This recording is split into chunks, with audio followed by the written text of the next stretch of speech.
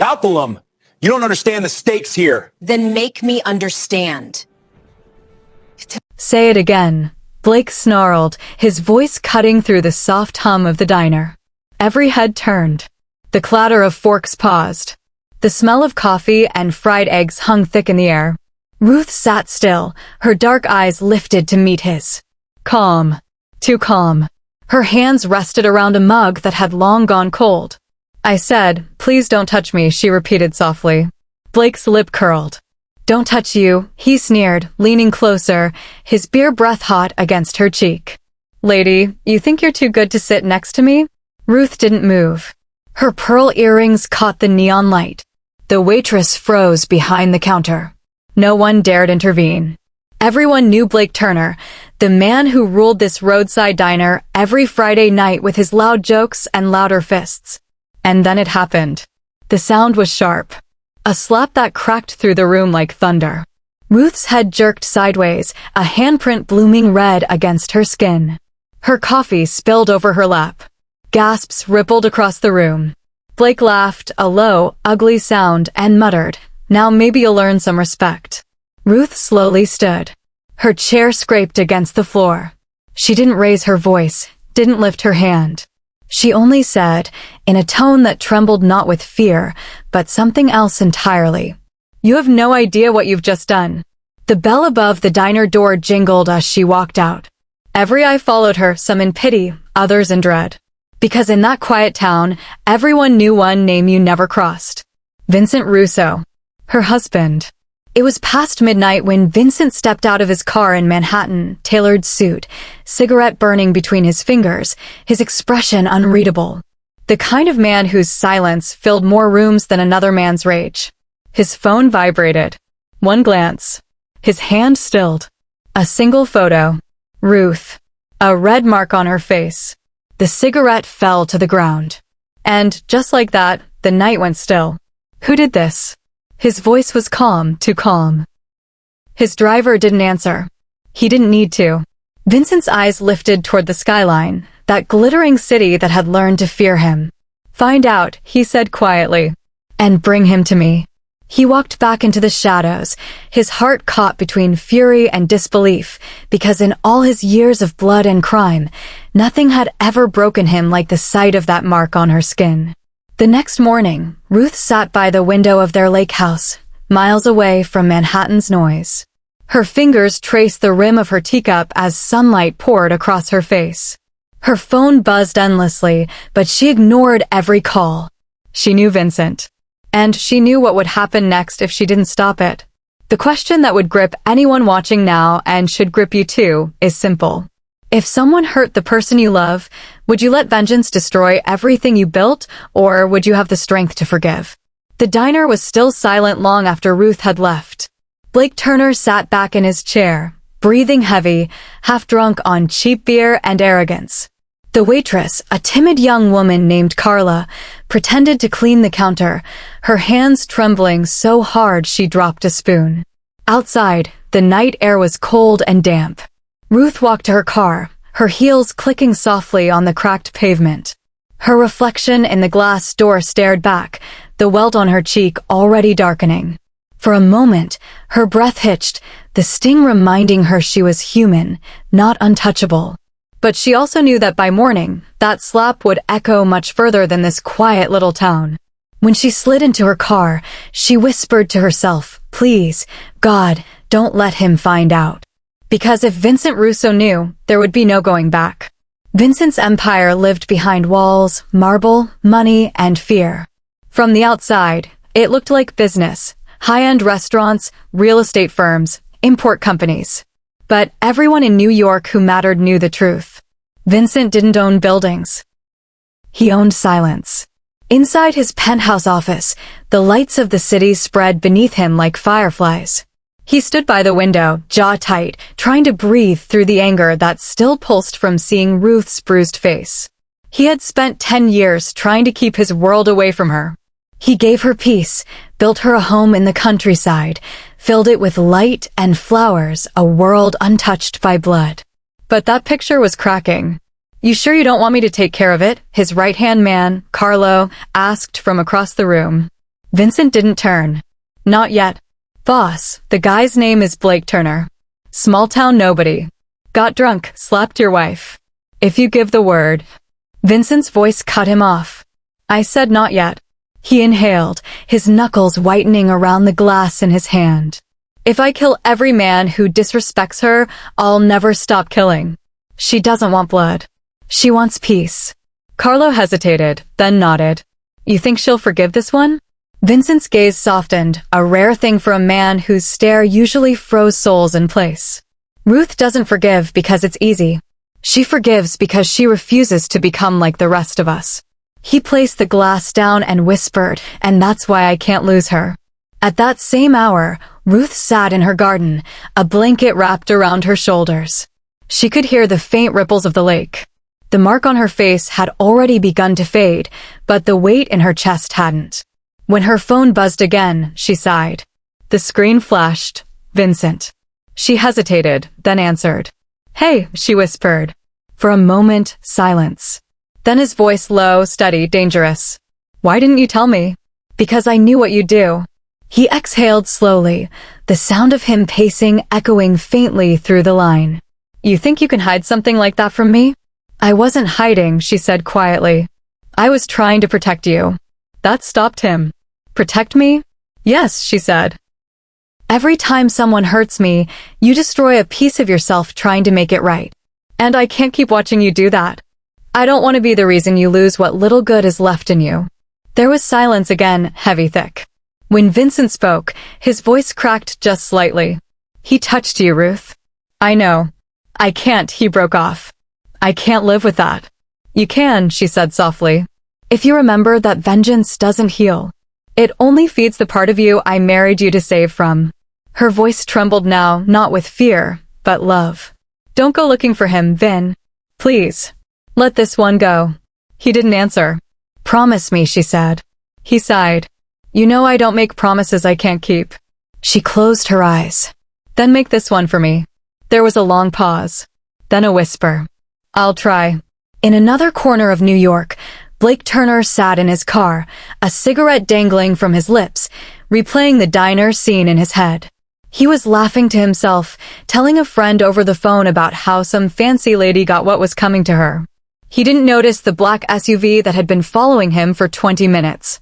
Didn't notice the quiet men in suits watching from the curb.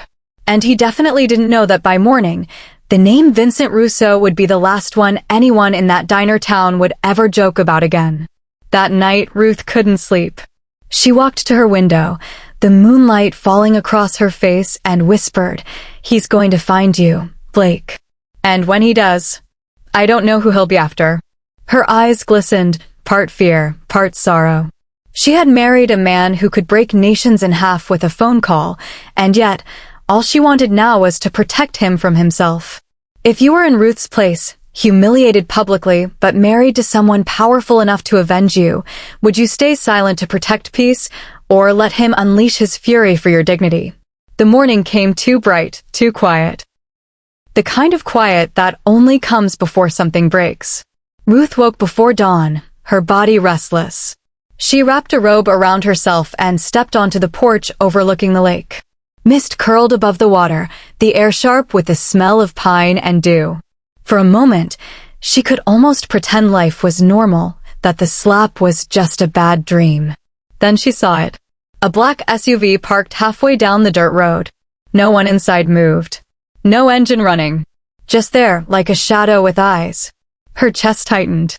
No, she whispered, shaking her head. She grabbed her phone and called him. Vincent. Tell me you didn't. His voice came steady, too calm to be safe. Didn't what? Don't play with me, Vin. I told you not to send anyone. You told me not to kill anyone, he replied. I'm just making sure he understands what he did. That's not understanding, she said. That's intimidation. He exhaled. Sweetheart, in my world, they're the same thing. Her silence was heavy. She pressed her forehead to the glass door, her breath fogging it. You're proving him right, you know that? That people like you think violence fixes everything. Vincent's tone softened. People like me? I never wanted you to see me that way. Then don't make me, she said. Please. But when she looked up again, The SUV was gone. And in that emptiness, she knew whatever had started in that diner was already in motion. 2 hours later, in a warehouse on the edge of Queens, Blake Turner was tied to a chair, bruised, disoriented, the stench of gasoline thick in the air. He blinked through the dim light, squinting at the silhouette pacing before him. The man didn't speak, just circled, like a predator testing distance. Finally, a calm voice broke the silence. "You like touching women?" Blake flinched. What? "Look, I didn't know who she was, man. I swear. That's not what I asked." Vincent stepped forward, his face sliding into the light. There was no rage on it, only stillness. The kind of stillness that promised something worse than pain.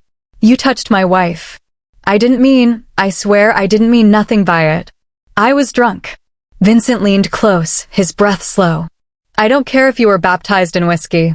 You put your hands on her." He reached into his coat pocket, pulled out Ruth's photograph, the one with the mark still visible. He laid it on Blake's lap. "Now you're going to look at what you did."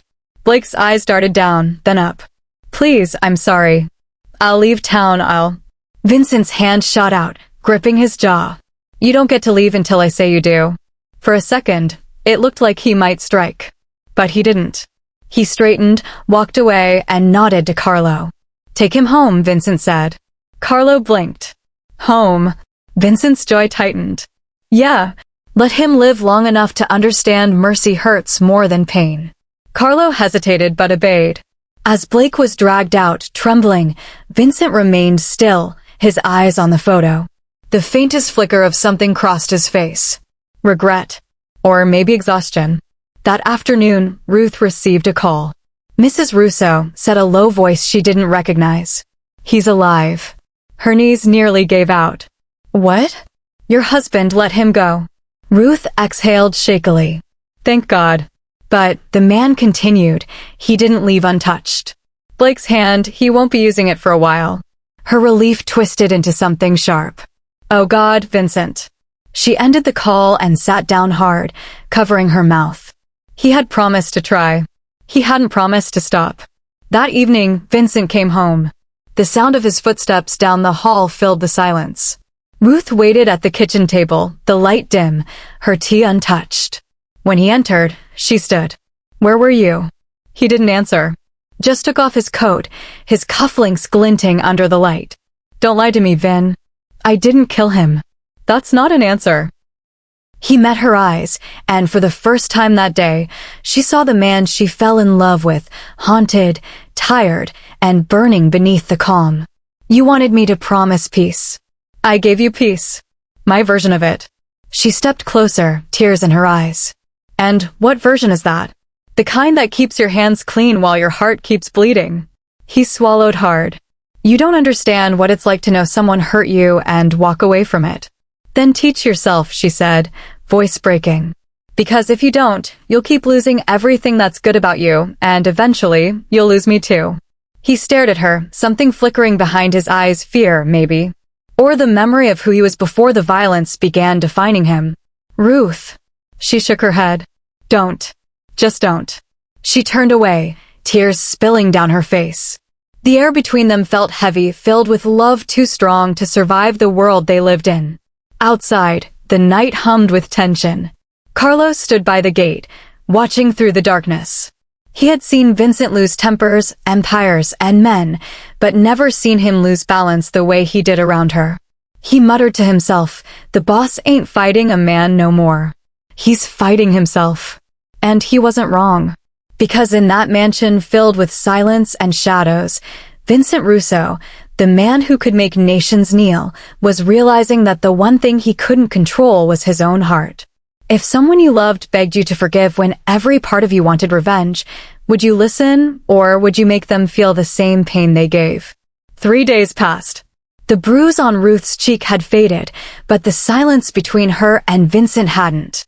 He stayed in his office most of the time, taking calls, signing papers, meeting with men in suits who entered and left like ghosts. She didn't ask questions, and he didn't offer answers. Every evening, they ate dinner at the same table, together, yet miles apart. The sound of cutlery on porcelain had replaced conversation.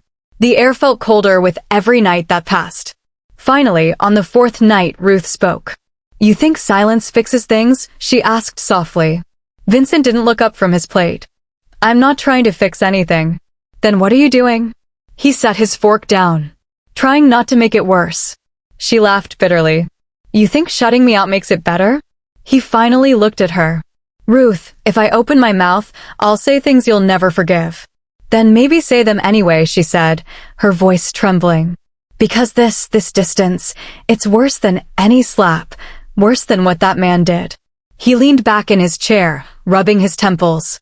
"You want to know the truth? Fine. Every second that I picture his hand touching your face, I want to burn the world down. And the only reason I haven't is because you asked me not to." Tears gathered in her eyes. "Then why does it feel like you're burning me instead?" He looked away. He didn't have an answer for that. Later that night, Ruth stood by the window again, watching the storm roll across the lake. Lightning flashed in the distance, reflecting off the glass. She heard Vincent's voice from behind her. "You can leave if you want." She turned, startled. "What?" "I said, if this is too much. If you want peace, real peace, I'll make sure you're safe. You can go anywhere. Paris. Florence. You won't have to see any of this again." She stared at him, eyes wide. "You think running away is what I want?" He met her gaze. "I think it's what you deserve." She stepped closer. "You keep talking about what I deserve. What about what you deserve?" He smiled faintly, a tired, bitter smile. "I don't believe in deserve, Ruth. I believe in consequence." "Then maybe that's your problem," she said. "You don't believe you're worth saving." He didn't respond. He just turned and walked away, leaving her in the soft glow of the stormlight. In the following days, Ruth tried to return to normal. She volunteered at a local shelter, baked bread for the church, and kept busy with small acts of goodness, as if each one might balance the darkness she felt creeping in from Vincent's world. But the town had changed. Whispers followed her everywhere. People at the market lowered their voices when she passed. Some avoided eye contact entirely. Others offered awkward smiles that hid their fear. She overheard one man mutter, "That's her, the Mafia wife. The one nobody touches now." And that's when it hit her mercy hadn't saved Blake. It had only made her untouchable. She drove home in silence, her hands trembling on the steering wheel. The world was treating her like a warning sign, not a woman. Vincent, meanwhile, sat in his office surrounded by silence. The city lights glowed outside, but he didn't see them. His mind replayed Ruth's words again and again. "You don't believe you're worth saving." He opened the drawer, pulling out an old photograph, their wedding day. Ruth, in ivory satin, laughing with her eyes closed, him, in a simple suit, watching her like she was the only real thing in the world. He whispered, "When did I lose that?" Carlos stepped into the doorway quietly. "Boss, you all right?" Vincent didn't look up. "Do I look all right?" Carlos scratched his neck. "No. You look like a man trying to convince himself he's not human." Vincent smirked slightly. "Maybe I'm not." "Yeah," Carlos said. "That's what men like you always say, right up until they realize it's the only thing they wanted to be." Vincent's eyes lifted slowly. "You finished, philosopher?" Carlo grinned faintly. "For now. But you might want to go home. The missus loves you." "You can't outsilence love, boss. It's louder than gunfire." Vincent leaned back, half a smile ghosting across his lips. "You'd be surprised." But when Carlo left, his smile faded, leaving only the truth he was tired of being the man people feared. And even more tired of being the man Ruth couldn't touch without breaking. That night, Ruth sat by the fireplace, flipping through an old journal. She found the page where she had written, "Love him until he remembers who he is." Her fingers lingered on the words. When Vincent came downstairs, she didn't speak. He paused at the doorway, watching her in the firelight. The shadows moved across her face like a painting, soft, warm, heartbreakingly alive. He wanted to go to her, to say he was sorry, to hold her. But instead, he said, "You should get some sleep." She didn't even look up. "So should you." And once again, silence filled the space where love used to live. In the dark hours before dawn, Vincent stood on the balcony, cigarette glowing faintly in the wind. Below him, the lake shimmered in the distance. He whispered into the night, "If I stop fighting, what am I?" Behind him, Ruth's voice answered quietly, "A man. My husband." He turned, startled. She stood there, barefoot, robe wrapped around her. Her eyes met his, steady but sad. "Come back to me, Vin," she said. "Not the boss.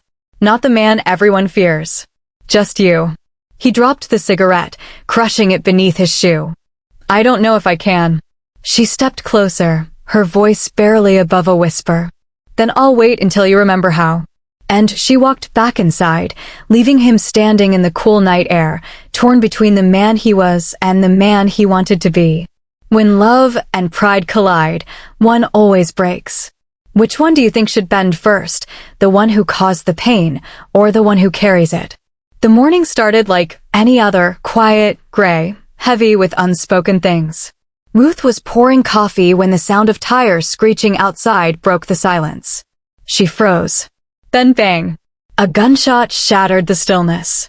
Vincent was downstairs in seconds, gun drawn. "Ruth, stay back."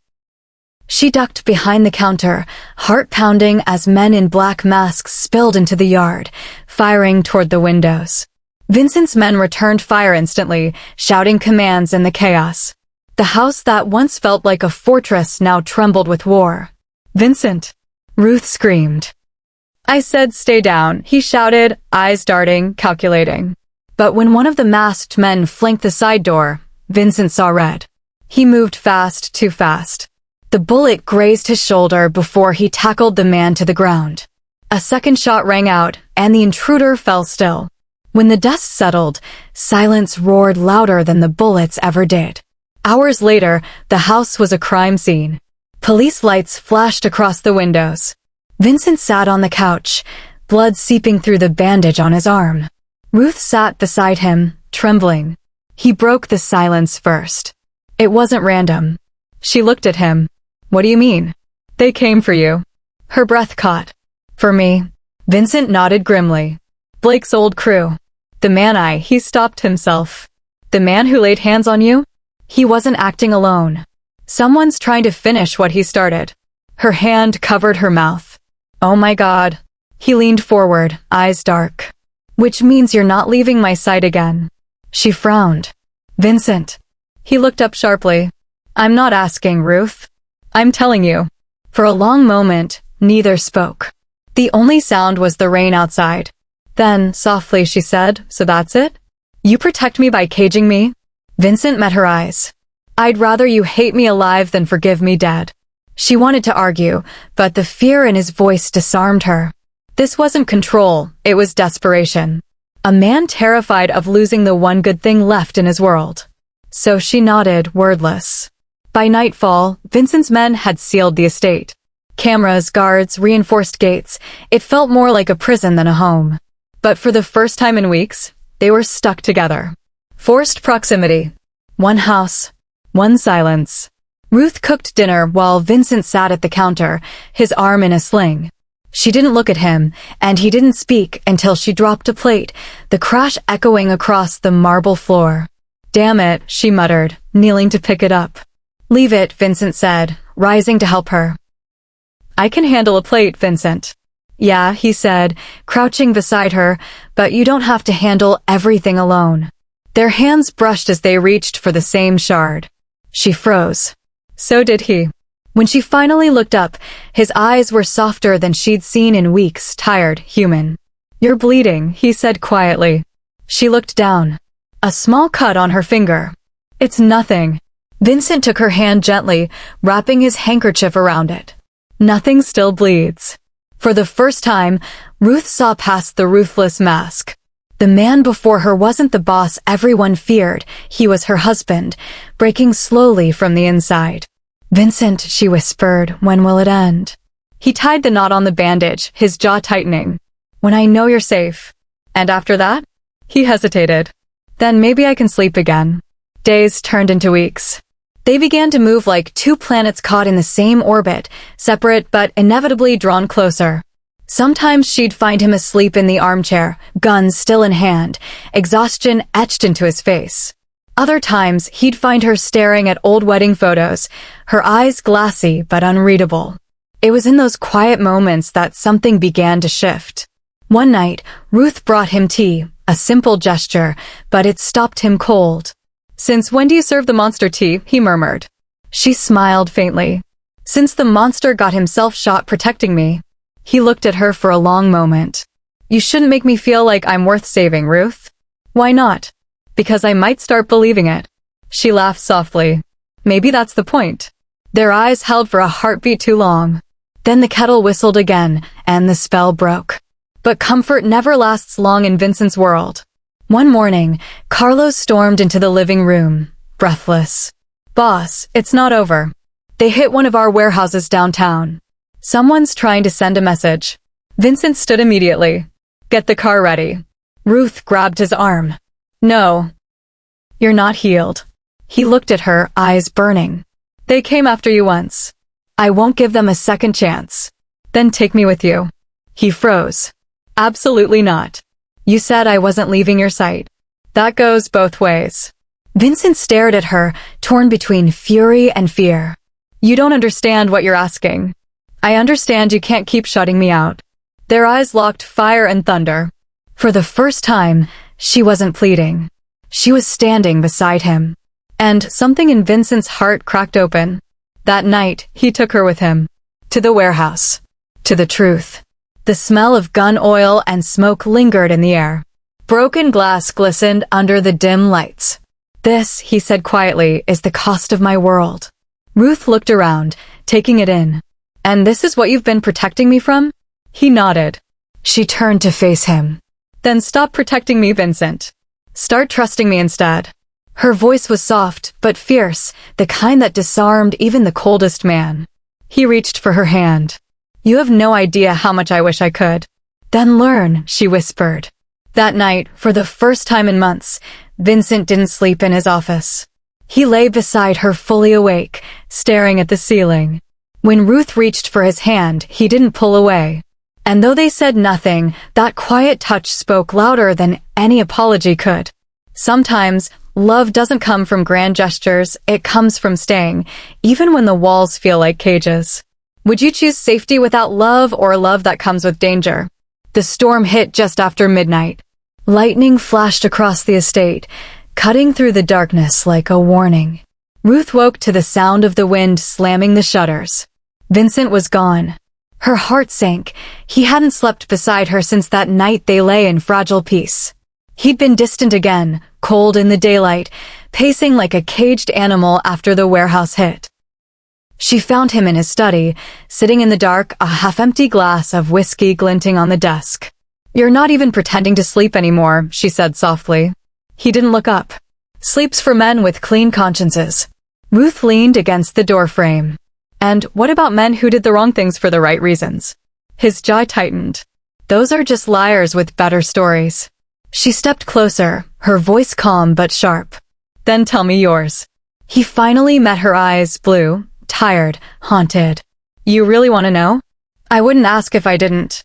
He exhaled slowly, setting the glass down. "You remember the night we met?" She smiled faintly. "At the diner. You ordered coffee and didn't drink it." He nodded. "What you didn't know was I was there to kill someone." The air went still. Ruth's voice faltered. "What?" "It was supposed to be a quick job. Some low-level runner who crossed my family. But when I saw you that night, smiling at strangers like the world hadn't hurt you yet, something in me stopped." He looked away. "I didn't do the job. I walked out. My brother finished it instead. That choice, it started a war. It cost us men, money, blood." She blinked, tears gathering. "So, I was the reason you—" "No," he interrupted, standing. "You were the reason I wanted out." Ruth took a slow step toward him. "And Blake?" His silence was answer enough. "Tell me, Vincent." He closed his eyes. "Blake was the runner's son." Her breath caught. Vincent continued, voice breaking. "He blamed me for his father's death. Swore revenge. That's why he came after you. Not because of who you are, but because of who I made him." She sank onto the couch, the truth hitting like a bullet. All the years, all the threats, all the paranoia, they weren't random. She had been living inside the aftermath of his sins. Ruth whispered, "You could have told me." "I wanted to," he said softly. "But every time I looked at you, I saw the life I stole from myself. The one I could never give you." She looked up, tears shining. "You gave me love. You gave me safety." He gave a bitter smile. "Safety built on blood. That's not love, Ruth. That's penance." The thunder roared again, as if the heavens themselves were judging him. Ruth rose, stepping closer. "Then let me decide what it means." He looked at her, his walls cracking. "You shouldn't forgive me." "Maybe not," she said, "but I still choose you." The silence that followed was heavier than words. Then a sound broke it. A faint beep-beep from the window. Vincent's instincts kicked in instantly. He lunged toward her, pulling her down. Boom. The window exploded in a burst of glass and fire. The shockwave threw them to the ground. "Ruth," he shouted, covering her body as debris rained around them. When the smoke cleared, she was coughing but alive. His men stormed in, shouting orders. "Boss!" They breached the perimeter. Vincent's face went cold. "Get her to the panic room." "No." Ruth tried to stand. "Vincent, no." He grabbed her face, eyes fierce. "I'll end this. You hear me? I'll end this tonight." Then he kissed her hard, desperate, like a man knowing it might be the last time. "I love you," he whispered, "but I need to clean my past before it kills you." And before she could stop him, he was gone. Ruth sat inside the panic room, trembling. She could hear the chaos outside, shouts, gunfire, the sound of her world unraveling again. She stared at the security screen, watching Vincent move through the smoke, relentless, a man possessed. And suddenly, she saw it clearly. The reason he was ruthless wasn't because he loved power. It was because he was terrified of losing the only person who made him human. Hours later, the gunfire stopped. Vincent came back, bloodied, limping, but alive. "It's done," he said, collapsing onto the floor. "It's finally done." She ran to him, kneeling beside him. "You're hurt." He smiled weakly. "Not as bad as I thought." She held him close, tears mixing with soot. "You keep saving me, Vincent." "But who saves you?" He looked up at her, voice barely a whisper. "You do." And for the first time, Ruth realized that beneath all the violence and vengeance, there was a man who never wanted to be the monster he became.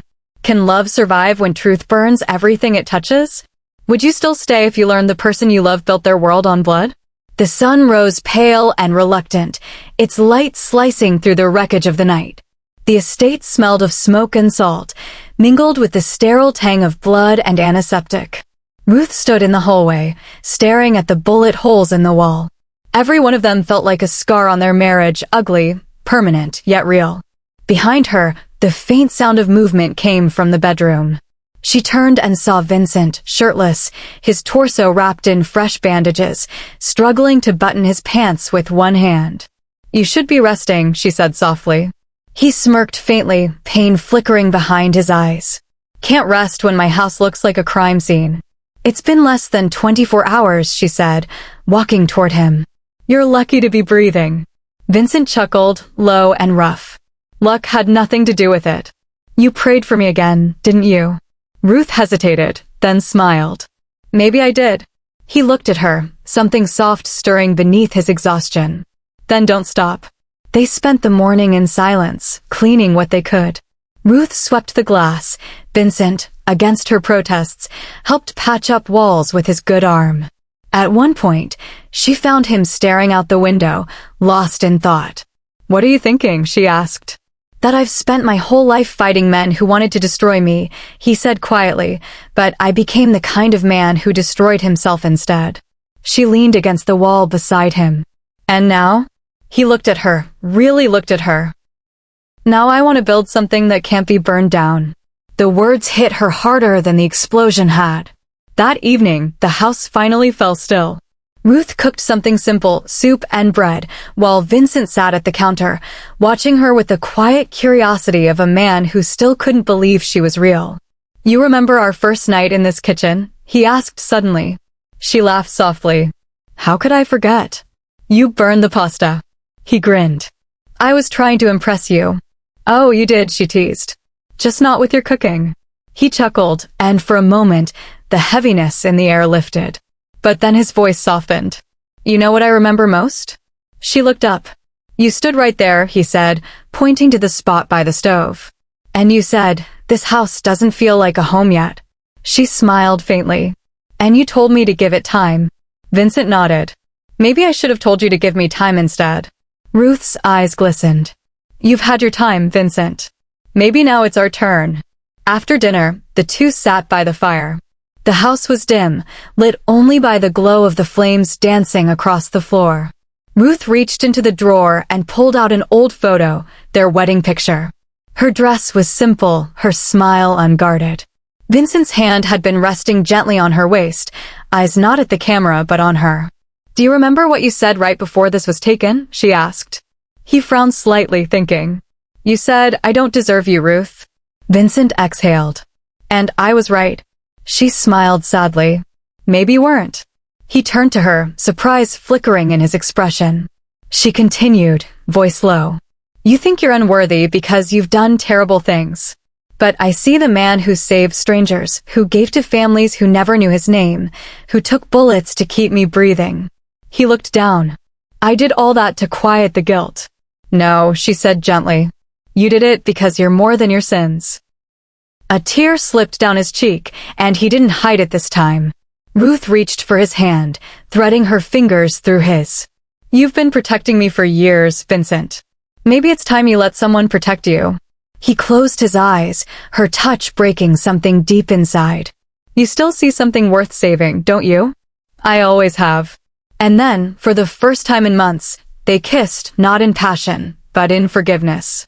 Slow, tender, and trembling. The world outside could have ended right then, and neither would have noticed. Later, when the fire had burned low and the night had settled, Vincent rested his head on Ruth's lap. Her fingers ran through his hair, steady and soothing. I used to dream about leaving, she whispered. Starting over somewhere no one knew us. And now, he murmured. Now I think I'd rather start over with you. Vincent smiled, half asleep. You always did know how to ruin a good pity party. She laughed quietly, brushing his temple. Someone has to keep your drama in check.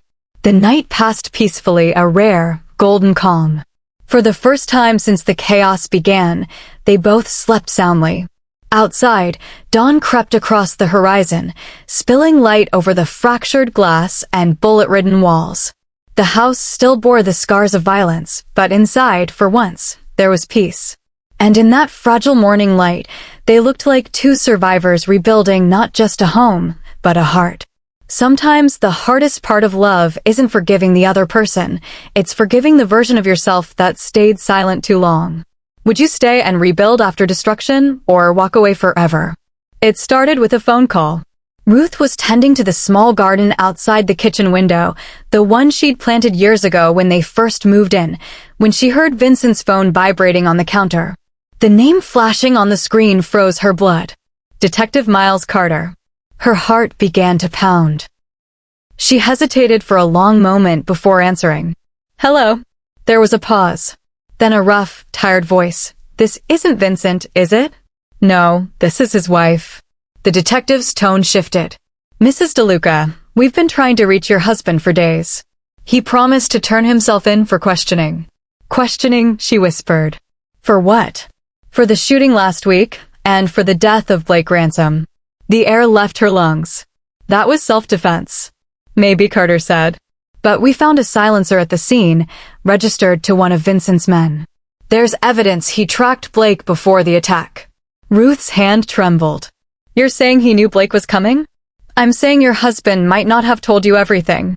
If you care about him, convince him to come in before someone else drags him in. The line went dead.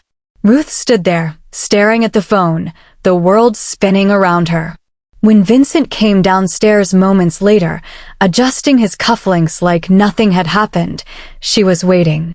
Who's Detective Carter? She asked quietly. He froze. Ruth. Don't you dare lie to me. He exhaled, pacing.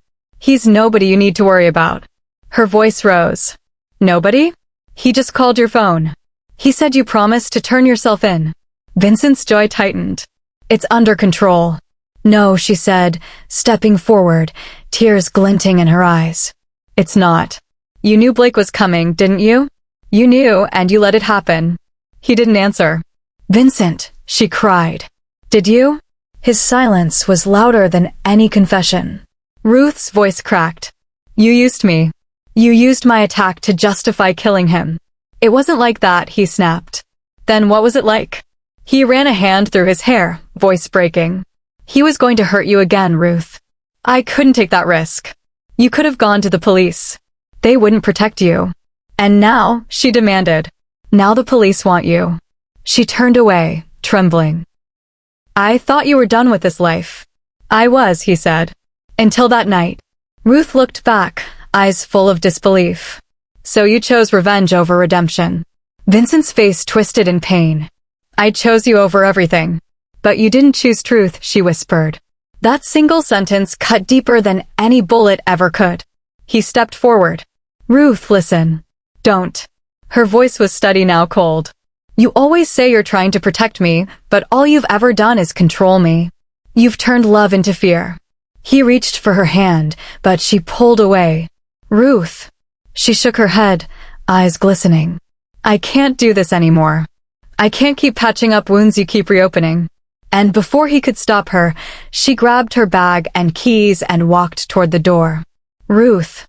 She paused, just long enough to whisper, You promised me peace, Vincent. All I ever got was war. Then she was gone. The slam of the door echoed through the empty house like a verdict. Vincent stood there, breathing hard, rage and sorrow colliding inside him. He punched the wall once, hard enough to split his knuckles, then sank to the floor. His world, once ruled by power and control, was collapsing from the one thing he couldn't command, love. Ruth drove aimlessly for hours, rain streaking the windshield. Her phone buzzed with calls from Vincent, then stopped. She finally pulled into an old diner on the outskirts of town, the same place where they'd first met. She slid into the corner booth, heart aching, replaying every moment of their life together. The first date, the wedding, the laughter, the lies. She could still hear his voice, I'd rather you hate me alive than forgive me dead. And for the first time, she wondered if loving him meant losing herself. Back at the mansion, Vincent sat in his office surrounded by the ghosts of his empire. Carlo entered quietly. Boss, we've cleaned up the scene. Carter's still sniffing around. Vincent nodded distantly. Let him. Carlo hesitated. And Mrs. DeLuca?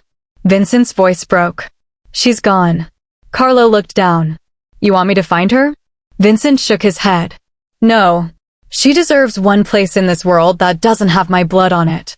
That night, Vincent poured himself a drink and sat staring at the window, the reflection of his own hollow face staring back. He whispered to the empty room, You can't protect someone from your past when you are the past. He lifted the glass to his lips, but couldn't drink. He slammed it down, shattered, whispering, I can't lose her. Meanwhile, at the diner, Ruth wiped her tears and picked up her phone. No missed calls. No messages. Just silence. She whispered to herself, maybe this is what freedom feels like, and maybe it's just loneliness wearing a prettier dress. Can love survive when the truth finally strips away every illusion? Would you forgive someone who lied to protect you, or walk away forever? It had been 3 days since Ruth left. 3 long, quiet days that felt like years. The mansion had grown eerily still. No music, no footsteps, no laughter drifting from the kitchen. Only silence, and the weight of everything unspoken. Vincent hadn't slept. Not really. Every night, he sat in his office replaying that moment, her voice breaking, the door closing, his heart hollowing out. He had faced guns, betrayals, death itself, but nothing had ever frightened him more than that silence after she was gone. Ruth had checked into a small lakeside inn miles away from the city, the kind of place with old wood floors, lemon-scented sheets, and the sound of crickets instead of chaos. She'd told the innkeeper her name was Ruth Carter, the maiden name she hadn't used in years. It felt strange, almost like slipping into another life, one untouched by violence, lies, or power. She spent her mornings walking by the lake, her evenings journaling in silence. But even in that peace, Vincent's voice haunted her. His eyes. His apologies. His need to protect, to control everything he loved. Can a man like that really change? She whispered one morning, watching the sunrise ripple across the water. Her reflection looked back at her tired, bruised, but still burning with quiet strength.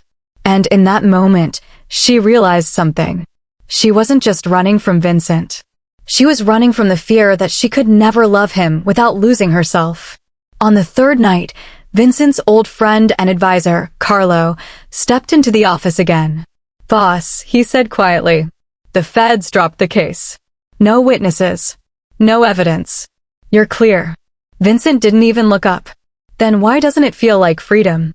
Carlo frowned. "Because some cages aren't made of bars." Vincent looked out the window, rain streaming down the glass, and whispered, "She's my cage, Carlo. My peace and my punishment." Carlo nodded. "Then go get her." Vincent turned slowly. "And if she doesn't want to be found?" Carlo shrugged. "Then you at least owe her the truth before you disappear into ghosts again." That night, Vincent left everything behind: his mansion, his men, his empire. He drove alone, headlights cutting through the fog, the road winding like his own guilt. Every mile felt heavier. Every heartbeat echoed Ruth's last words. "You promised me peace, Vincent. All I ever got was war." He whispered to himself, "Then I'll give her peace, even if it's without me." Ruth was sitting by the lake at dusk when she heard the low rumble of a familiar engine. Her chest tightened. She turned, and there he was. Vincent. Dressed in black, rain-soaked, standing by the car like a ghost returned to life. For a long moment, neither spoke. The world seemed to hold its breath. Finally, she broke the silence. "You shouldn't be here." "I know," he said softly. "But I had to see you." She stood, guarded. "Why, Vincent?" "To apologize again." He shook his head. "No. To tell you the truth, I was too afraid to say." He took a step closer, voice raw. "That night, the night Blake died, I didn't plan it. But when I found out he'd been following you, when I saw what he'd done." His throat tightened. Something inside me broke. I became the man I thought I'd buried. And I hated myself for it. Ruth's eyes shimmered. "You could have trusted me." "I know," he whispered. "But all I could think about was losing you. Every time I close my eyes, I see him hitting you, and I swear She cut him off, voice trembling. "You think I don't see it too? You think I don't wake up every night replaying that slap, that fear, that humiliation?" He closed the distance between them, his voice barely audible. "Then you understand why I couldn't let it go." Tears streamed down her face. "But you didn't let me go either. You held me like I was yours to save, not mine to be." Vincent's eyes glistened. "Because I didn't know how to love without protecting. And I didn't know that protecting could also destroy." The rain began to fall again, softly, as if the sky itself was listening. Ruth looked at him, really looked, and for the first time, she didn't see the Mafia boss, or the man who killed for her. She saw the man who was broken by love itself. She took a shaky breath. "So what now?" Vincent smiled sadly. "Now, I walk away. So you can have the peace I stole." He turned to leave, his footsteps slow, heavy, every step a goodbye. "Vincent." He stopped. She took a step forward, her voice trembling but steady. "Peace doesn't mean without you. It just means without lies." He turned, eyes full of disbelief. Ruth whispered, "If we start again, it has to be from truth, not from fear. No more secrets. No more wars. Just us." He blinked, as if afraid to hope. "And if I fail again?" She gave a faint smile through tears. "Then we fail together. But this time, we face it as equals." He stepped closer, slowly, reverently, until his forehead touched hers. The rain soaked them both, washing away everything between them but truth. He whispered, "You're the bravest person I've ever known." "And you," she said softly, "are still learning what love really means." They stood there under the rain, two wounded souls learning that love isn't about protection or power or control. It's about choosing each other, even when everything else says to walk away. Would you take back someone who lied to protect you if they finally showed you their truth? Or is love only real when trust never breaks? The storm passed by dawn. The sky, washed clean of its rage, hung soft and gold over the lake. Mist drifted across the surface like breath. Somewhere, a bird sang the first sound of peace in weeks. Ruth sat on the cabin porch wrapped in a shawl, a cup of tea in her hands. Beside her, quietly, sat Vincent. No words. Just silence that finally didn't hurt. It felt strange, this calm, like a fragile truce between two hearts that had survived their own war. Do you ever wonder what normal people do on mornings like this? Ruth asked softly. Vincent smiled faintly. They probably fight over coffee or talk about bills. She chuckled, eyes still on the lake. Sounds peaceful compared to us. He turned toward her. I'd trade every empire I built for a lifetime of that kind of peace. Ruth glanced at him. Then maybe you should start building something else. He nodded slowly. With you. She hesitated, then whispered, if you mean it. I do, he said simply. But not as a boss. Not as a protector. Just as a man trying to deserve you. Her eyes softened. Then maybe this time, we both deserve each other. Later that afternoon, a black car pulled up the dirt road leading to the cabin. Carlo stepped out, carrying a brown envelope. Boss, he greeted, though the word now felt strange in the quiet of the countryside. Vincent met him at the steps. Not anymore, Carlo. Just Vincent. Carlo smirked faintly. Then Vincent. This came for you. He handed over the envelope. Inside were photographs, his men, his casinos, his accounts all turned over, all signed away. Carlo nodded. I told them you were done. They didn't believe me, so I showed them the papers myself. Vincent looked at him. And you? Carlo shrugged. I'm staying. Someone has to make sure you don't turn this lake house into another criminal empire. They both laughed for the first time in months. Ruth watched from the porch, a soft smile spreading across her face. For the first time, she saw a man freed from his shadow. That evening, as the sun dipped low, Vincent took Ruth by the hand and led her down to the dock. The lake glimmered in gold and pink, reflections rippling like memory. He reached into his pocket and pulled out a small object, a gun, old and worn, wrapped in cloth. Ruth's breath caught. Vincent. He nodded. It's the last piece of who I was. She stepped closer, eyes searching his. What are you going to do with it? He looked out at the horizon. Bury it where it can't hurt anyone again. And before she could speak, he threw it into the lake. They watched as it sank, the ripples spreading outward, like the echo of an ending.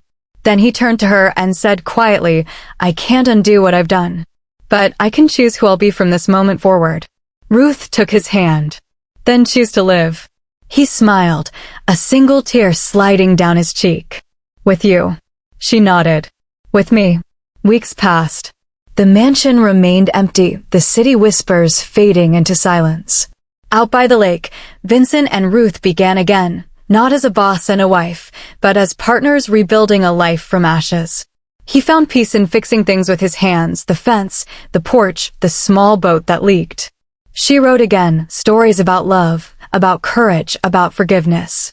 And every night, when the world went quiet, they'd sit together by the fire, saying nothing, because nothing needed to be said. Love had found them. Not in power, but in surrender. One evening, as they closed up for the night, Carlo came rushing up the path, breathless. Vincent, there's trouble in the city. Someone's targeting your old network. They're saying your name again. Ruth's face paled. You said it was over. Vincent looked at her, calm now. It is. He turned to Carlo. Let them. They can chase a ghost. Carlo frowned. You're just going to walk away? Vincent smiled faintly. No, Carlo. I'm walking towards something better. He took Ruth's hand. You ready? She smiled through tears. I've been ready my whole life. They watched the last of the daylight fade over the lake, the world quiet again. Vincent whispered, almost to himself, for once, I'm not running from anything. Ruth leaned her head on his shoulder. That's because you're finally home. Dear my beautiful family and friends, sometimes redemption isn't about changing who you are. It's about finally being honest about who you've been and loving someone enough to stop hiding. Ruth didn't fall in love with a perfect man. She fell in love with a broken one who chose to become whole. And Vincent? He learned that true strength isn't in power or vengeance, but in peace and in the courage to love without fear. Would you forgive the person who once broke your trust if they proved with action that they'd changed? Or do some scars remind us not to go back, no matter how deeply we once loved? Comment your answer below, and remember, sometimes the most dangerous thing a ruthless man can do is learn how to love. Thank you so much for watching this story all the way to the end. If you enjoyed this one, then you'll absolutely love the next. It's even crazier and more captivating than you can imagine. So go ahead and click the video showing right here on your screen, and I'll see you in the next story.